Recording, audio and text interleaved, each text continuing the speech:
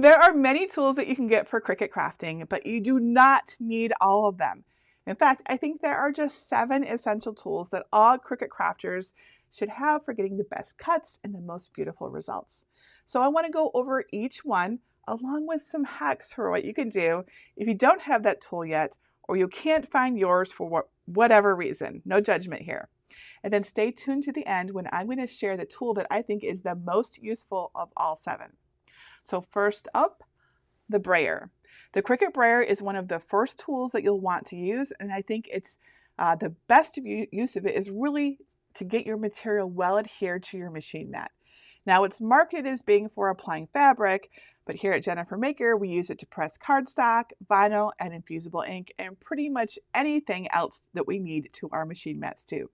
It makes a huge difference in how well you can cut your projects when your material is adhered well. To use the Brayer, you just put some material on your mat. So let me show you that. All right, and let's align our material up here. Here we go. So to use a Brayer, you just put your material on your mat and you roll the Brayer over it like this with firm pressure, right? That's it. That's all you do. Go over the whole thing. This really, really makes a difference. I can't tell you. It's why you'll see me do it in pretty much every tutorial, the Brayer. Who else loves the Brayer? The Brayer is amazing. It truly is. But what do you do if you don't have a Brayer? Because maybe you can't find one. Maybe you lost yours. I don't know. So if you don't have a Brayer yet, there's a couple things you can do. You could use a rolling pin, right? It's not dissimilar from that. It is softer. Most rolling pins are hardwood, and this is more of maybe a rubber or a silicone here. So it's not as hard, right? It's got a little give, just a little bit. So, but what I think is even better is a lint roller. A lint roller that's no longer sticky. So here's a lint roller that's not sticky anymore because I literally went like this with it on my sweater. But if you can get one that's not, you get it, or just put it on a paper towel or something, and then you can use this. I don't know if it's not sticky enough. Let's see my sweater's pretty clean, so I'm not getting a lot of lint on it. But here we go. So you can just do this, starting to come up there a little bit, but you can use this instead of a Brayer if you can't find yours. Okay, so this will work in a pinch because I don't know about you, but I lose my tools. I'm not the tidiest person ever, or I left it somewhere, whatever, or someone else is using my Brayer, right? That totally happens. Or my daughter has borrowed a tool. That happens too. She borrowed a lot of my stuff and then I can't find it. So having a backup is a great idea. All right, so that's our Brayer, very important. Let's actually take this material off the mat and be sure to put our cover back on. Here we go. Hey, hang on. By the way, I know a really good tip for putting your, let's open this up. If you take your mat like this, right, and you take your cover, I like to hang mine, so I like to find the little tabs here. I don't know if I can do this from the side, but we'll try. And you put the plastic down in the little tray there. Then it just goes right up onto your mat perfectly, and now your little tag actually matches up with your hole. So that's a little tip because I struggle with that a lot. Okay, so our next tool is the scoring stylus or the scoring wheel. Let me show you what those look like. So scoring stylus is right here, or the scoring wheel. So I think that the scoring tools are one of the best accessories that a new Cricut owner could have because you use them for so many projects, especially paper craft projects. So the scoring stylus is for the Explorer and Maker owners. The scoring tool is for Cricut Maker owners. And note that only makers can use the scoring tool, and this tool will give a deeper score, but anyone, both makers and explorers, can use the scoring stylus. Okay, so with the scoring tool, you can make a wider variety of paper crafts. Most of the paper crafts on my blog have some sort of scoring involved. For example, our snowman has scoring. A lot of times you don't have to use it. We give you the option, but it does tend to look better when it's scored. Okay, so again, this is the scoring stylus. It looks like, give it a chance to, there we go. This is the scoring stylus. It goes into clamp A on your Cricut Explorer or Maker. And this is the scoring tool. And this is the single scoring tool. It's got the 0-1 on it. If it says 0-2, it's the double scoring wheel. I almost never use that one. That's for like thicker stuff that I don't often use. So these are the two scoring instruments I recommend. Now, I tend to use the scoring stylus most frequently because I can put it in clamp A and my fine point blade can go into clamp B and I don't have to switch them. And so while this does give a deeper score, this one's more convenient. All right, so what do you do if you don't have a scoring stylus? So there's a couple things you can do. First, you can do it manually, okay? So the back of a table knife, right, will allow you to, also want a ruler, but you can actually score like your cards and things like that that have nice straight lines. You can use the back of this. Something else that you might be able to use, and this is from the Dollar Tree, is an embossing tool. So the smaller end right here would work for scoring something. Again, you'll want a ruler to do it manually. In a pinch, you could use the back of your scissors blade or even like a pencil and a ruler with firm pressure. So it'll leave pencil marks on there, but it'll score your cardstock. It really will. There's not really a good hack for a thing that you could put into your Cricut that doesn't involve like messing around and potentially voiding your warranty. So I wouldn't recommend anything like that. And then if you're not really doing paper crafting, which would be a bummer because it's amazing, you don't really need a scoring tool or stylus of any kind. All right, now my third recommended Cricut tool is the scraper. This is the scraper. So the Cricut scraper is intended to remove unwanted scraps from Cricut machine. I'm sorry, this is the spatula. What am I thinking? Let's try that again, Jennifer. This is our scraper. I love the scraper. I tried to find the bigger one, but I've lost it, right? In fact, I need to grab something from my purse. So everybody just marvel at the fact that I have two different colored scrapers, which is kind of funny. I actually have more, but I need something from here. Hang on. This is important because this goes along with it. So let's see if I can find a good one here. All I have in here are things that, one moment, please. I will edit this in the YouTube video. There, here we go. This will work. Okay. Thank you for your patience. Okay. So my third recommended Cricut tool is the Cricut scraper. This is what the scraper looks like. This is the smaller one.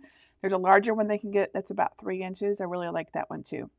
The Cricut scraper is intended to remove unwanted scraps from the Cricut machine mats, which helps them last longer and helps you get better cuts on anything that you put onto your mat.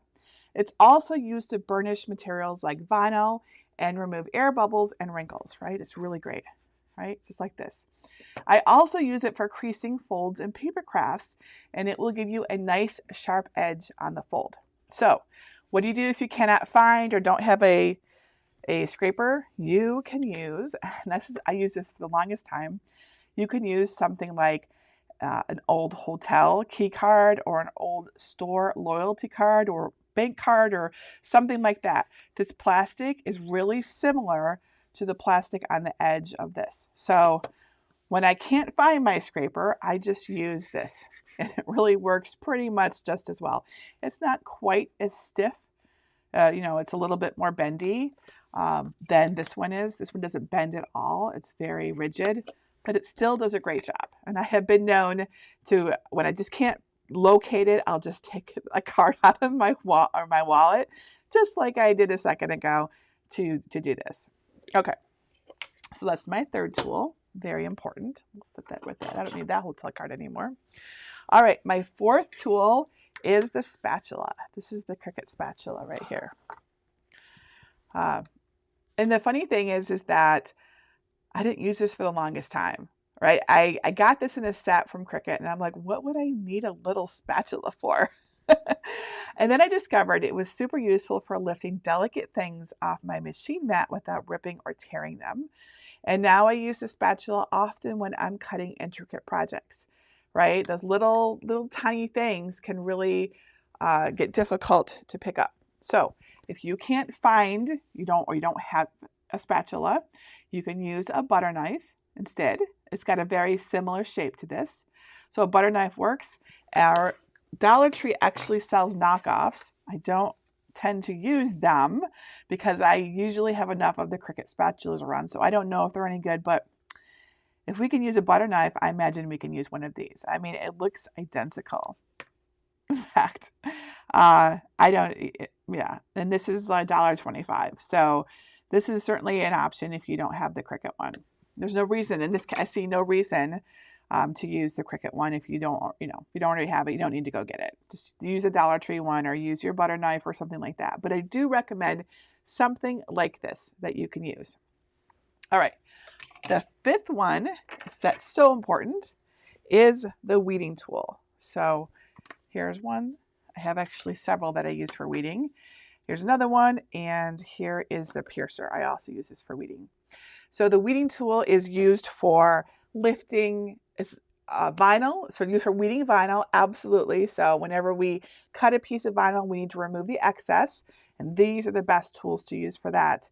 But you could also use it for things like taking out little bits from projects. So these are quite small, and even though it might cut all the way through, you might still need to poke it out. So having a weeding tool is super useful for that.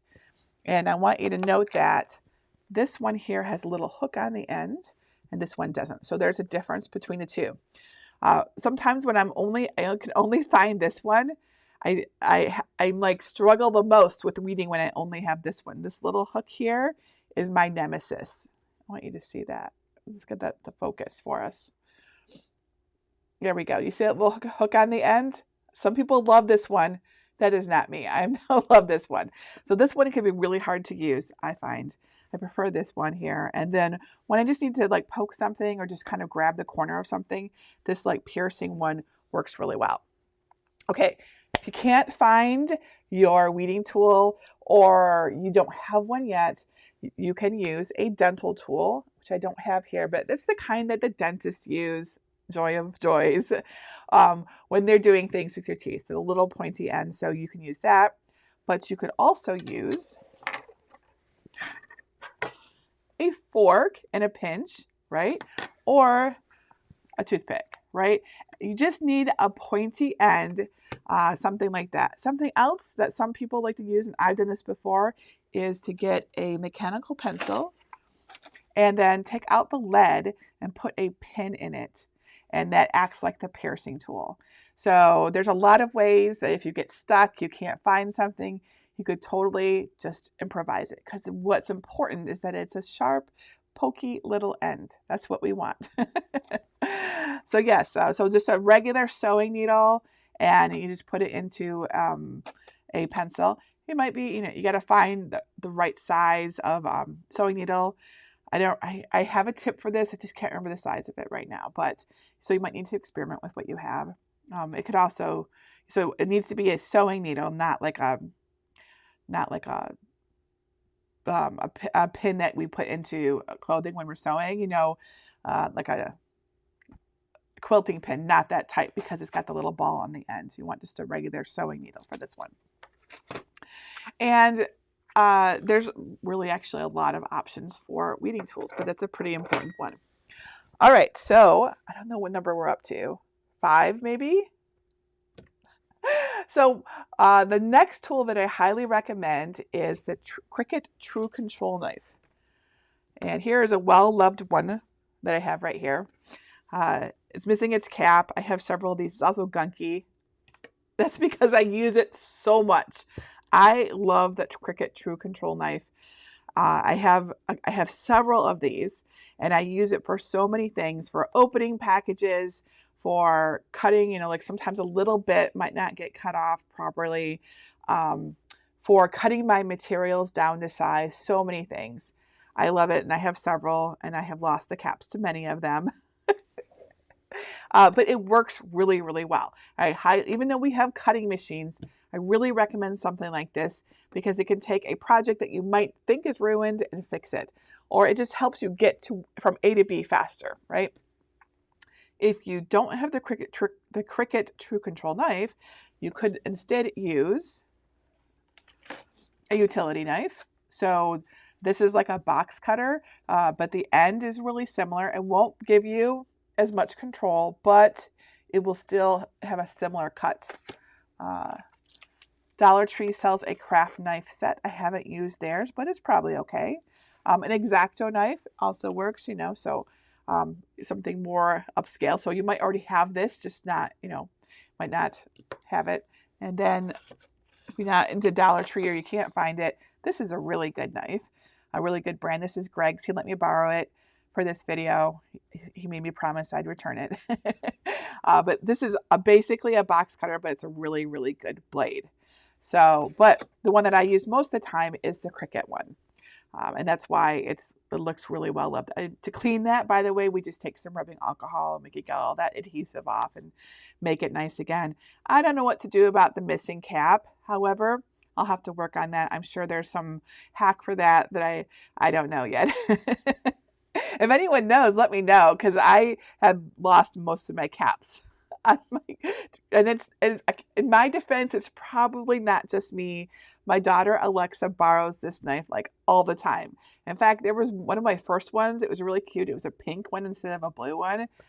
I don't know what she did to it, but when I found it, it was not usable anymore. I think she'd like broken the blade and kids, whatever. Stick it in a cork. Great idea, John. Thank you. That's a great idea. Stick it in a cork. I have plenty of those.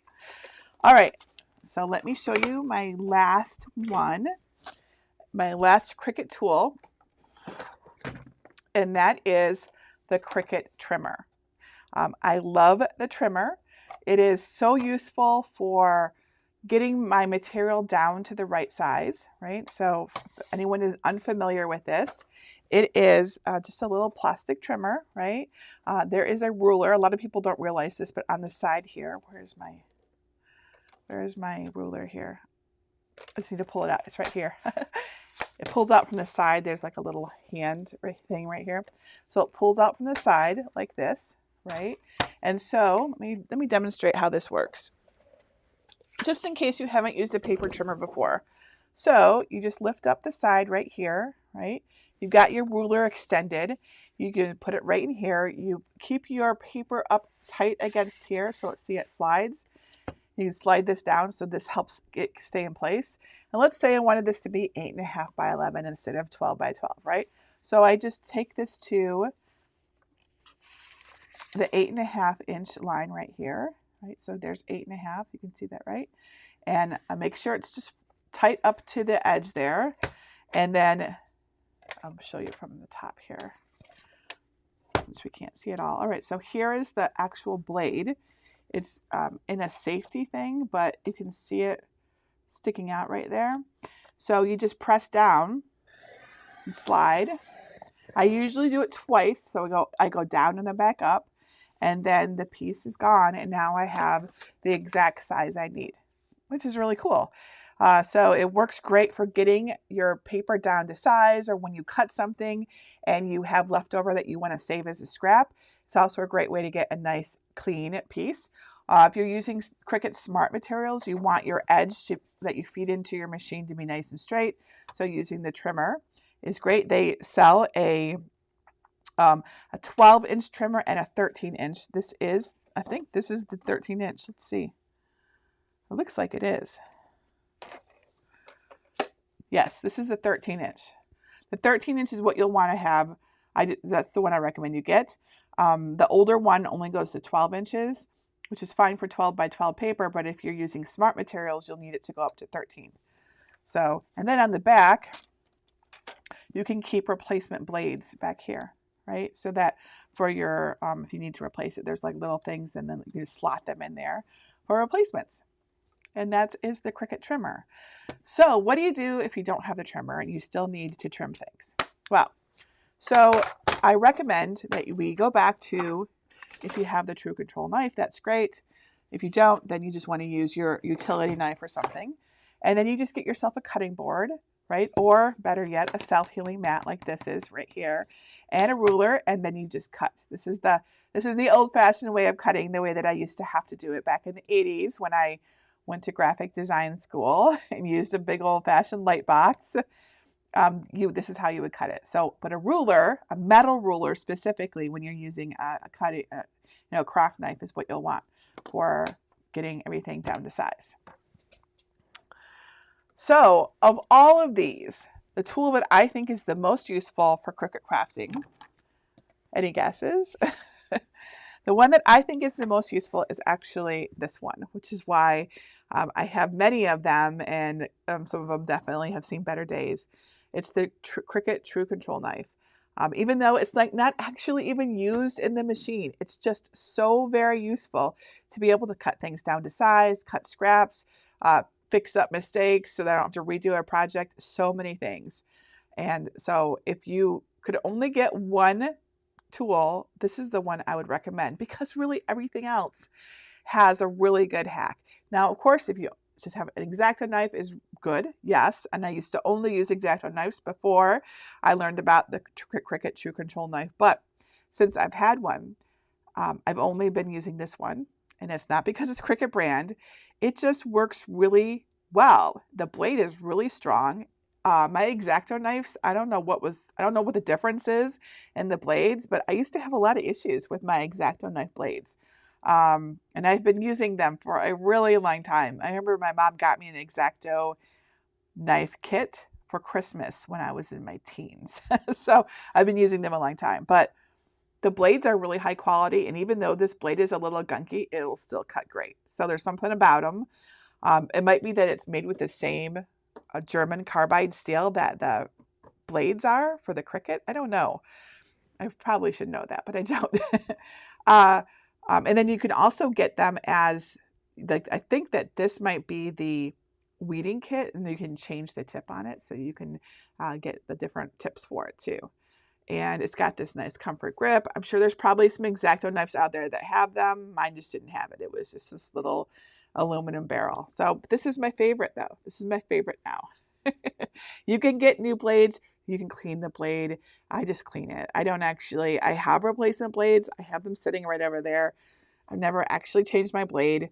So that Cricut TrueControl knife that my daughter destroyed, I could simply have brought it back to life. I have it saved actually as a little reminder of her making things, because I love that she makes things. That sounds a little corny, but I so strongly believe in the importance of making things that I treasure it in her. So I have it just tucked away as a reminder of some project that she did that just destroyed that.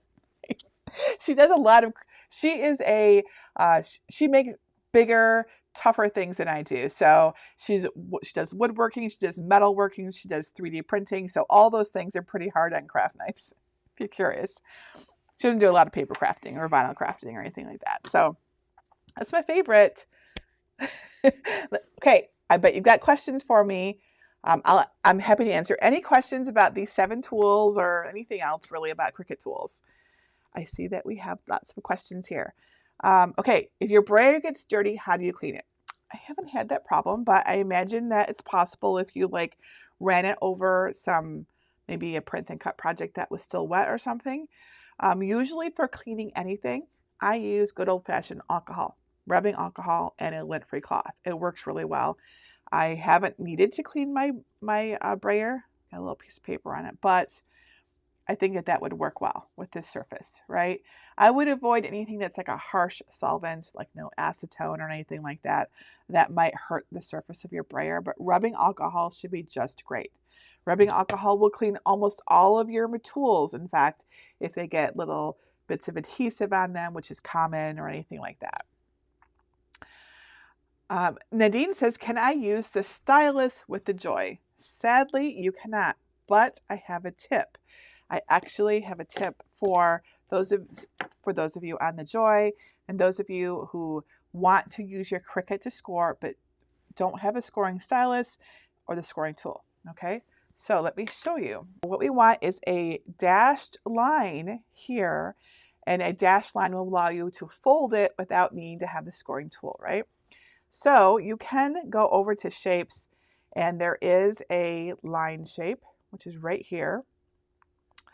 And we can put this one in here, right? We just make it long enough.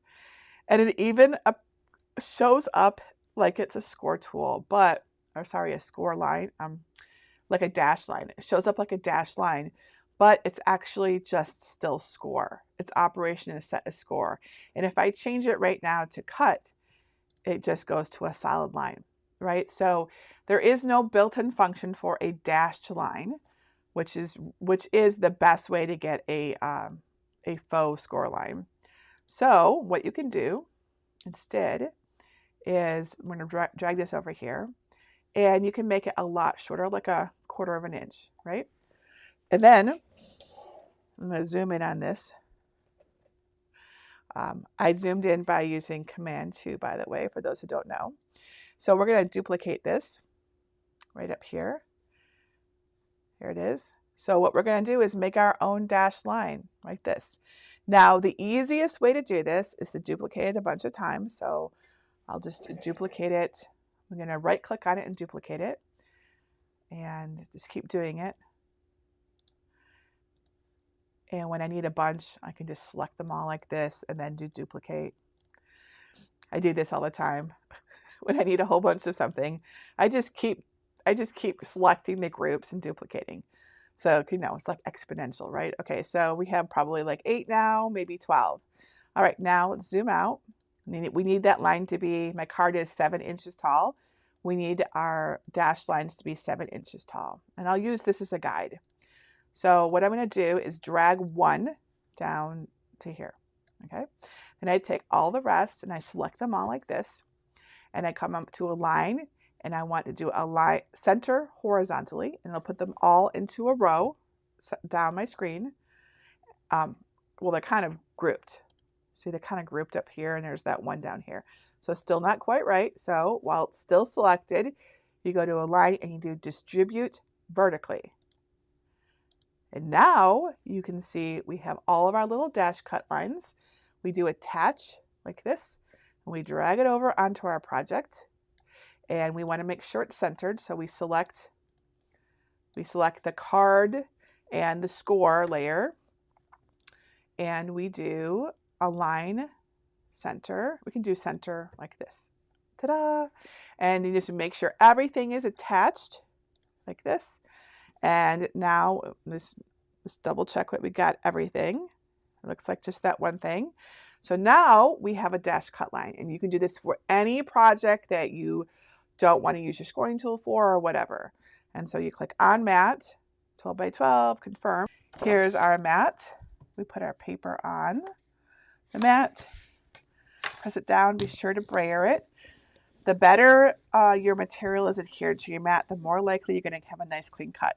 So many people think that, oh, if it's slightly sticky or seems to stay in place, it's good enough. But if it moves even slightly, because it's not really stuck well to your mat, you'll get frayed edges. Sometimes it won't cut at all, or your paper will actually move on you. So it's really important that it be really, really well stuck down to your mat. All right, let's put it in.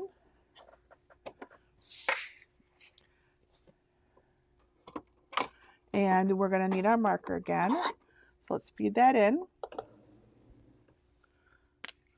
Let's put our pen in.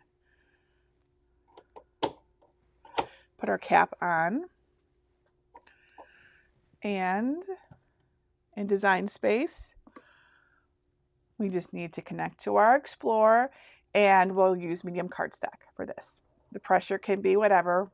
Obviously not having any problem cutting through, so we can leave it at default. It's funny, different machines have little quirks, right? I don't tend to use this Explorer 3 often. I usually use my Maker 3, but since we're giving away an Explorer 3 today, I got it out. So I don't know all of its quirks. My guess is that it's got a little bit more pressure than usual. So we'll keep the pressure at default. Okay, so now we will tell it to go ahead and draw and cut. and then I'll show you what it looks like. How often do I change the blade in my Cricut? I almost never change my blade. I clean it with aluminum foil. So I don't need to. All right, so let's put our pen away. So I can show you how this works and we can see everything. Let's unload our project. All right. So now you can see the cut. So there's the dashed lines right here in the center. And here is the cut around. So let's see how this works. We take it off our mat.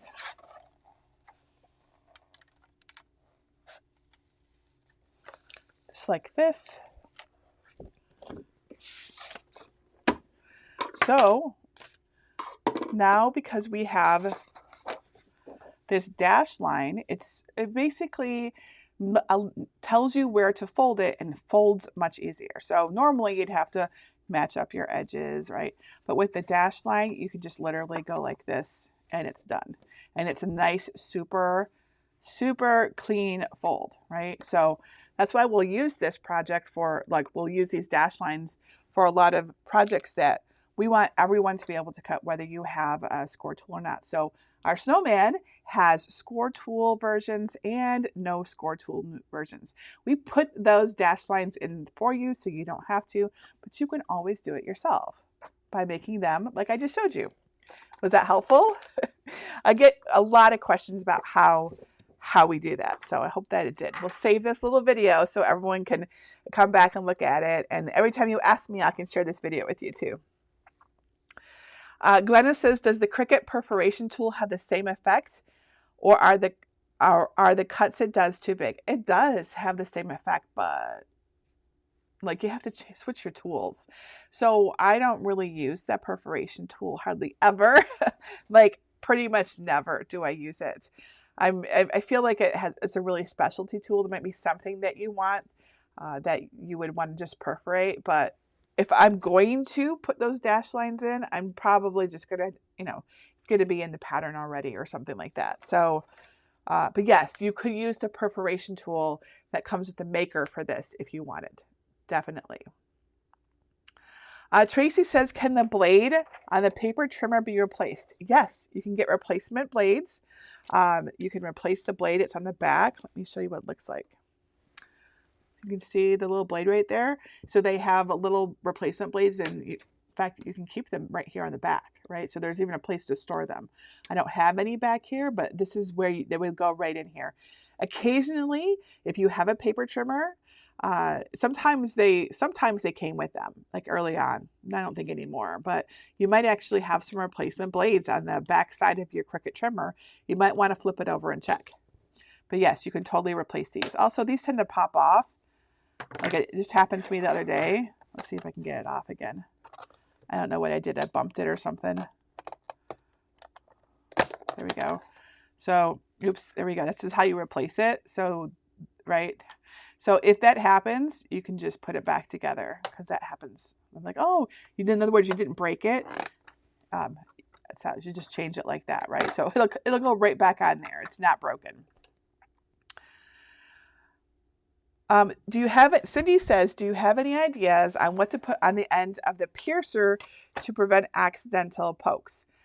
You could use an eraser, those are erasers that come for pencils, or a cork. That great idea for if you lose your cap for your craft knife, you could use a cork too.